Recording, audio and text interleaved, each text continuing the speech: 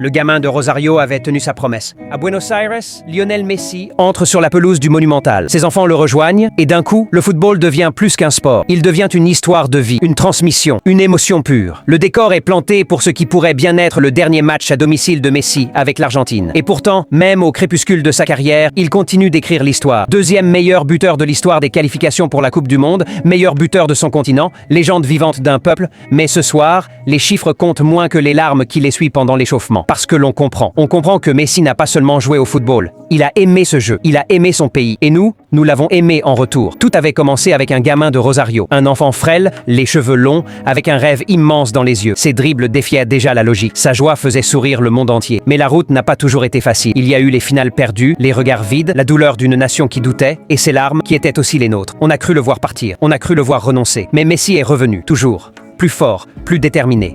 Et un jour, la revanche est arrivée, la Copa América 2021. Et puis, l'ultime consécration en 2022, la Coupe du Monde, le trophée qui manquait, l'apothéose d'une carrière inégalable. Ce jour-là, ses larmes étaient enfin celles du bonheur. Et aujourd'hui, quand on le voit, ému, ses enfants à ses côtés, on sait que le cercle est bouclé. Le gamin de Rosario avait tenu sa promesse. Il nous avait offert l'indicible. Alors merci, Léo, pour chaque sourire, pour chaque frisson, pour chaque larme. 20 ans d'émotion pure. Le football ne sera plus jamais le même.